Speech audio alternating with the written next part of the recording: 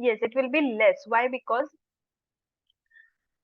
whatever energy, highly energetic particles, they are always unstable because they are having like that of energy that the particles will move from here and there. So that will create unstable nature. Now, to approach the stability, to gain that stability, our energy should be zero. So here delta G, see here delta G is surface free energy. So to get that stability, to achieve that stability, this delta G should be zero. So see, to approach a stable state, the system tends to reduce the surface free energy. Equilibrium is reached when delta G is zero. So they may ask question like, to approach a stable state, delta G should be less than zero, greater than zero, equal to zero, not equal to zero, like that. So remember, it should be zero. When energy is less, stability is more. So both are inversely proportional to each other. So remember this. Then theory of sedimentation we have already seen by Stokes' law. So just go through it. See, this once we'll see the formula. So see, V is the terminal velocity. D square is equal D square into bracket rho s minus rho 0. This is the density difference between the solid particles into G. G is nothing but acceleration due to gravity, and eta 0 is the viscosity. See, eta 0 is the viscosity of the dispersion medium in the poise. Basically, those who are not there for the previous classes, so sedimentation of the particles is governed by different factors. Now, for example, if you see the viscosity, like I always give the example of water and honey. Water is less viscous and honey is more viscous. So if you add any sugar particles in them, which will settle easily, so water particles will settle easily because the viscosity is less. So it is inversely proportional. Higher the viscosity, lower will be the rate of sedimentation. So remember that. Now in dilute suspension, free settling occurs because dilute, now there is no hindering of the particles. Very less particles are present. But if concentrated suspension means hindered settling occurs, means particle will colloid with each other and there will not be a free settling. While the particles are settling, due to the concentrated suspension, they may colloid with each other and that results in hinder settling occurs. Now next is effect of Brownian movement. Now what is Brownian movement? Means when the particles colloid with each other. Okay. Now for particles having a diameter of about 2 to 5 micron, Brownian movement counteracts sedimentation. Means that I'll tell you this. See, we have seen the law of sedimentation, that is rate of sedimentation. Now what happens if the particles are bigger in size, and if you see the settling of these bigger particles, and if the particles are smaller in size, for example like this one, okay, so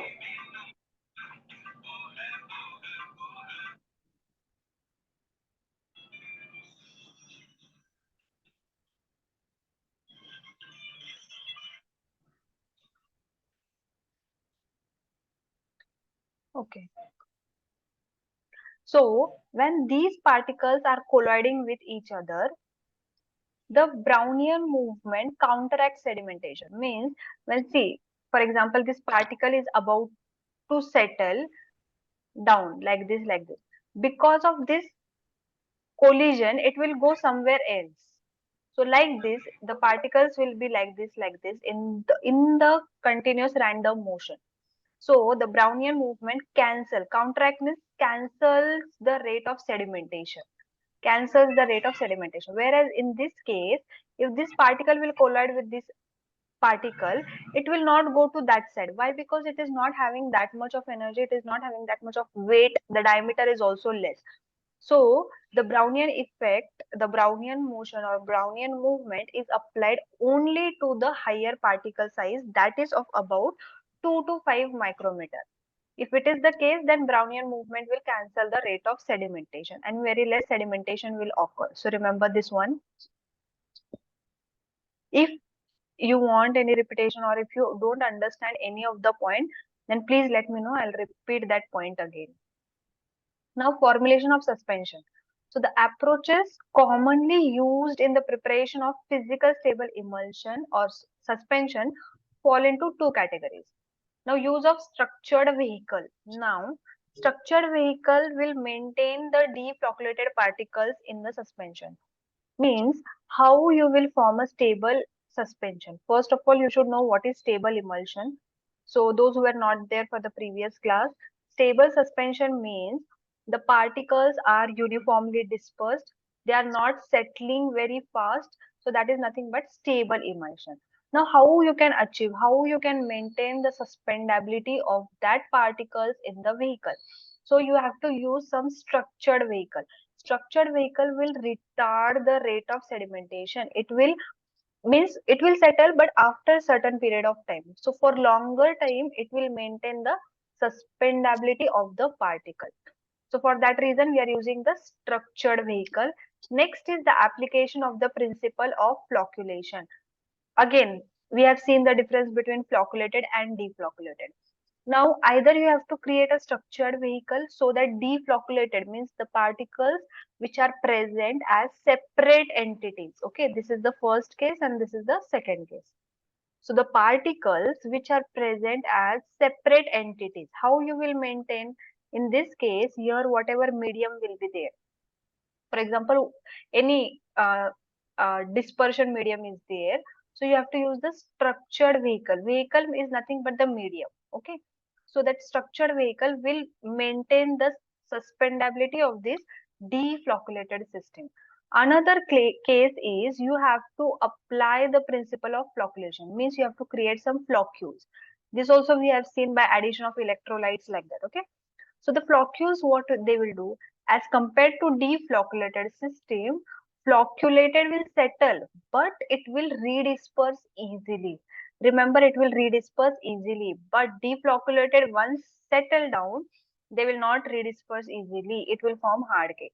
So either you have to use structured vehicle if you are going with the deflocculated system, or you have to create the floccules which on redispersion it will break down easily, means redispersion will be easy. So that is nothing but stable suspension. I hope all the points are clear to all of you. Any doubts, or shall we move towards next point? Any doubts, students? See, how I told you to remember is you should know how to frame the question. This we have discussed in the previous class also. You should know how to frame the question. So like stable, they may give option and you have to identify which of the following will be a stable suspension.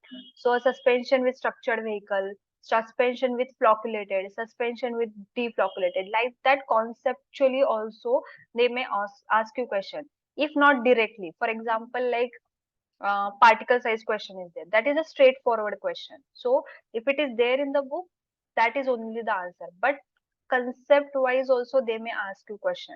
So you should know what is the stability of suspension. So for that reason you should know the theory behind the not only suspension but any point. So I hope you all are clear, or do you want any repetition or any point you have not understood? You can type your questions in the chat box also. One second.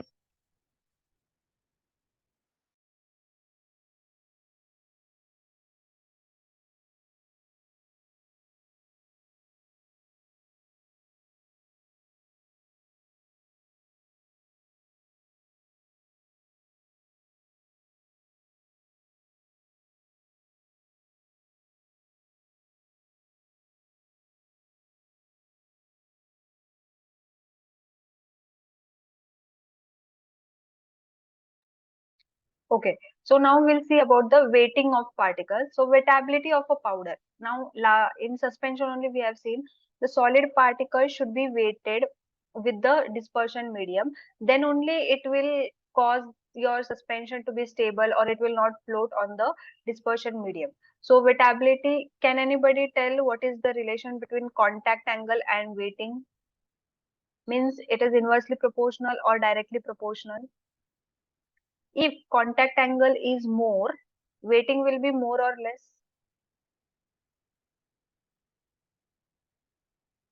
If contact angle is more, weighting will be more or less.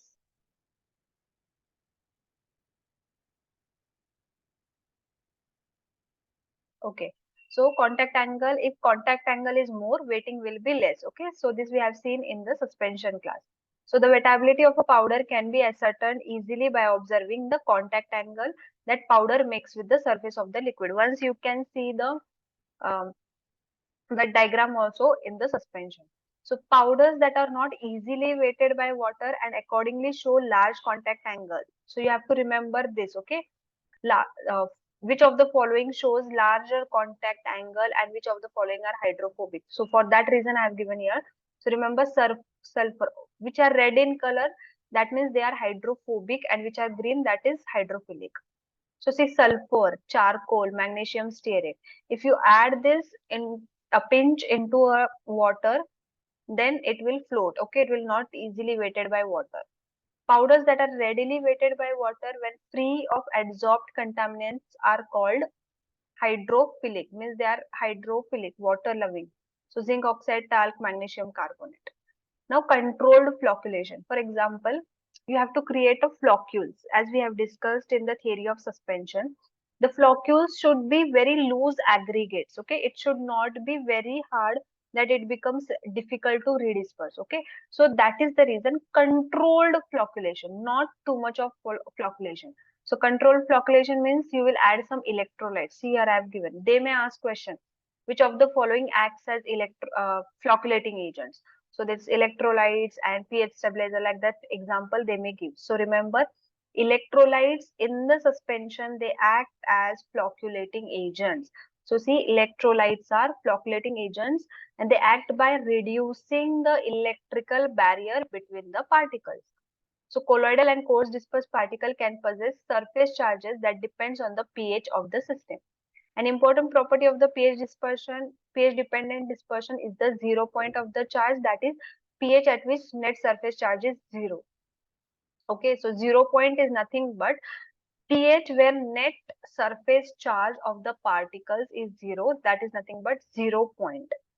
Now surfactant, both ionic and non-ionic, have been used to bring about the flocculation.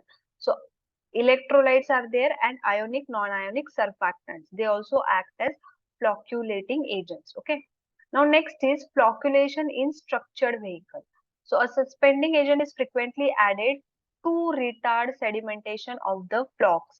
It will not means it will delay, okay, retard the rate of sedimentation of the floccules. So suspending agent will help to suspend the particles. So what are the examples?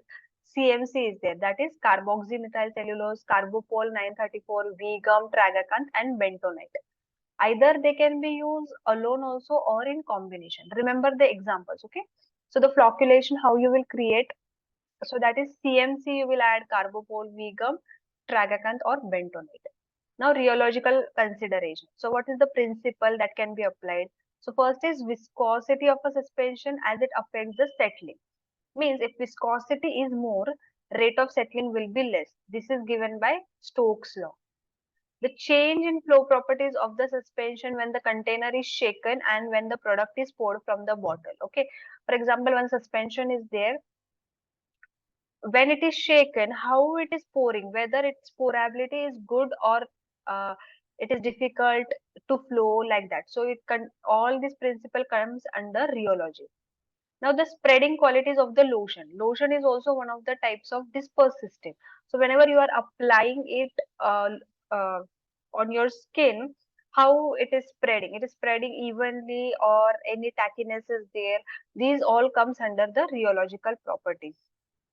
Now, as suggested by Mervyn and Chase, the ideal suspending agent should have high viscosity at negligible shear, that is during the shelf storage, and it should have a low viscosity at high shearing rates, that is it should be free flowing during agitation. Now, what does this mean?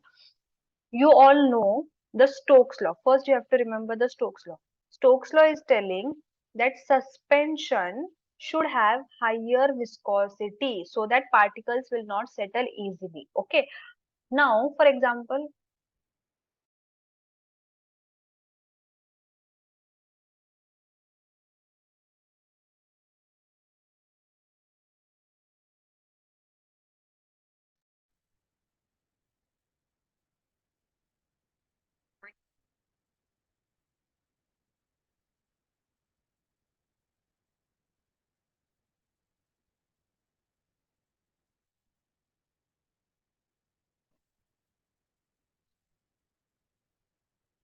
okay, students, I'll share the screen again. Okay, I hope screen is visible. If it is not visible, then let me know. Due to some network issues, it may happen. Okay. Okay, so we were like this Mervin and Chase. So what they are telling is, if your viscosity is high, the particles will settle after some time. Like the rate of settling will be less if your viscosity is high. But that doesn't mean like we should have a higher viscosity. Why? Because see, if you are taking honey, it becomes difficult to pour. Why? Because the honey is having higher viscosity. So that should not be the case with the suspension. So it should have a sufficient viscosity that it maintains the uh, viscosity throughout the suspension. But when it is shaken, like suspension, it is written like it should be shaken well before use.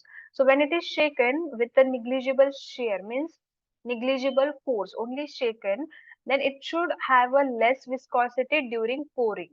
So while you're taking on spoon or that cap, then it should have a less viscosity. So it should be balanced, and that is balanced by this rheological properties. So it should have a high viscosity at negligible shear and low viscosity at high shearing rates. Means during storage, it should have higher viscosity because particles will not settle, and during pouring or spreading, it should be free flowing. Now, pseudoplastic substances. Example, remember what are the pseudoplastic substances? So, tragacan, sodium alginate, sodium carboxymethyl cellulose shows these desirable qualities. Pseudoplastic means nothing but this only, means they are having higher viscosity when there is no force, but when you will shake that, it will have a lesser viscosity. So, that is nothing but pseudoplastic. They will behave like this. So, that is a pseudoplastic. So, remember tragacan, sodium alginate, sodium CMC, like that. So, these we are using in the structured vehicle. This we are using in the structured vehicle because we have the added advantage of that. Now, when bentonite and CMC dispersion are mixed, the resulting curve shows pseudoplastic and thixotropic characteristics. Such a combination should produce an excellent suspending medium. In order to have a good suspending medium, it should have both pseudoplastic and thixotropic characteristics. Now, this was all about the suspension. See, do you have any doubts? If you have, you can even type in the chat box so that I'll repeat those points or I'll clear out those doubts. And please mute yourselves.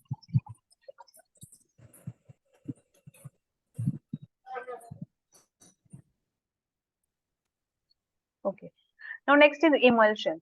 Now, an emulsion is a thermodynamically unstable. Again, we have already seen that it is a thermodynamically unstable system consisting of at least two immiscible liquid phases, one of which is a dispersed as globules, that is a dispersed phase, and the other is a continuous. In this also continuous phase is there and dispersed. If continuous phase, for example, if it is oil in water, means water becomes your continuous phase, and it is stabilized by the presence of emulsifying agents. So theories we have seen in depth in emulsion. So just remember, surface active agents amplify reduce the interfacial tension because of their adsorption at the oil water interface.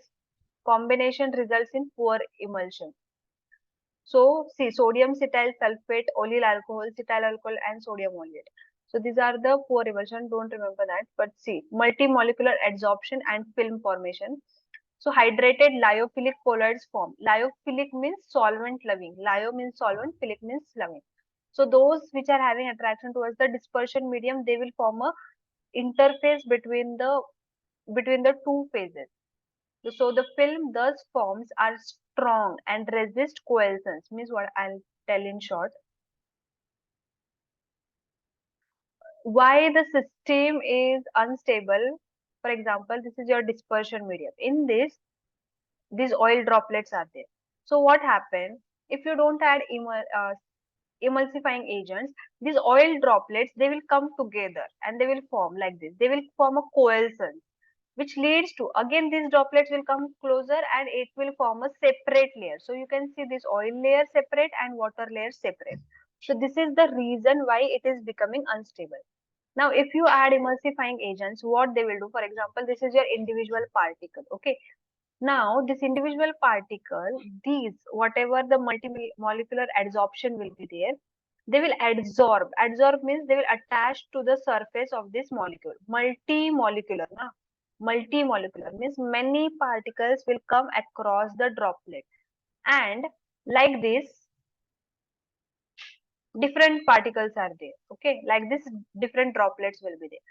These is having attraction. They are lyophilic colloids. Remember, they are lyophilic means solvent level. So this is having attraction towards this one.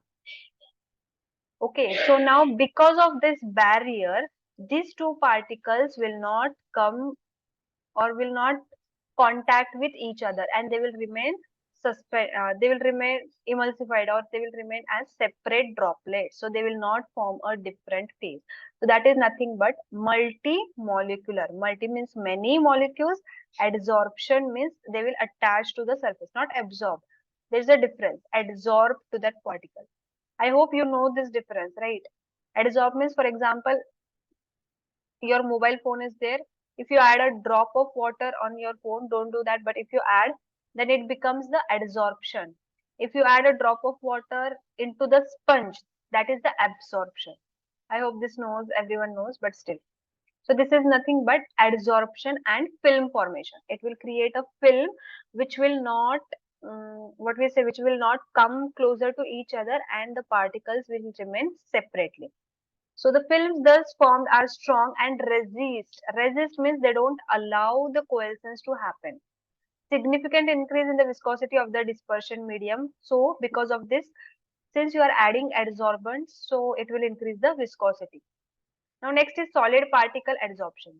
Again, it is the same thing. Instead of this lyophilic colloids, you are adding finely divided solid particles that are weighted to some degree by both oil and water and can act as emulsifying. Again, adsorption only, but they are the finely divided solid. Remember this one. They are finely divided solid. Now this results from their being concentrated at the interface, where they produce a particulate film around the dispersed droplets so as to prevent the coalescence. The all emulsifying agent will have the same view in same role to resist the coalescence, to prevent the coalescence, so that the particles will remain as a separate entity. Now once this is completed, in the next part we are going to see about the calculations. Okay, so be ready with your pen and everything. We are going to see about the numerical part. Now next is physical stability of emulsion. So how you will come to know that the emulsion is stable or unstable? So instability of pharmaceutical emulsion may be classified as flocculation and creaming, coalescence and breaking, miscellaneous any physical chemical changes, maybe color changes or like that. And next is phase inversion. We have already seen, if O by W is converting into W by O, that is nothing but phase inversion. And the temperature at which this phase inversion occurs, that is nothing but PIT, that is phase inversion temperature. Now creaming and Stokes law. So see, this is very, very important. You have to, wherever I have highlighted red, green, blue, whatever color, you have to remember that. So see, creaming is a reversible process. They may ask, can anybody tell me which instability or which process is irreversible?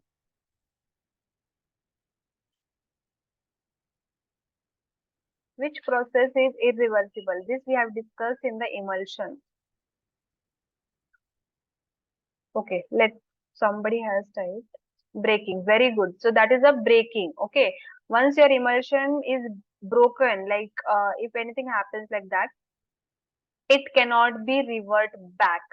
It cannot be revert back. Means again you cannot occur the stable emulsion. So if creaming is there, now we'll see about this. See why creaming occurs. First of all, if the dispersed phase is less dense than the continuous phase, which is generally the case of O by W emulsion. Now in O by W, O is the dispersed phase and the continuous phase is water. Okay. So dispersed phase is less dense. If you add oil droplets into the water, oil will float. Something which is floating means that is less dense. Okay. Water is more dense. So the velocity of sedimentation becomes negative, that is an upward creaming result. So remember in O by W, upward creaming. This also we have seen. So that is nothing but reversible process. Okay. Now, if the internal phase is heavier than the external phase, the globules settle. Internal means, for example, if your oil droplets only are heavier, are having higher viscosity, they will settle down. A phenomena customarily noted in W by O emulsion, in which the internal aqueous phase is denser than the continuous oil phase. So it can be referred to as a creaming in a downward direction. So basically, where for example, if your water is here, means above, then downward direction creaming will occur. If your water is down, then upward creaming will occur. So remember these points where upward creaming, downward creaming, all those points you have to remember. Next is coalescence and breaking. This all we have seen in emulsion, but since these are the part of coarse dispersion, we are seeing again. So see, breaking is irreversible. So when breaking occurs, simple mixing fails to resuspend the globules. Means if creaming occurs here, if creaming occurs, then you can easily shake the emulsion and the creaming will go, because again those phases will mix. But if breaking occurs, then the simple mixing will not resuspend the globules in a stable emulsified form, because the film which is there, it is only broken down. I'll tell you. For example, this is the medium and this is the globules. Okay, this is the medium and this is the globules. So these globules are stabilized by certain layer that we have already discussed in the case of emulsion, right? So this film is broken down. This film is broken down. So because of this breaking, the emulsion will not create a layer around the globules again. And that leads to irreversible nature. That leads to irreversible nature. Next is phase inversion.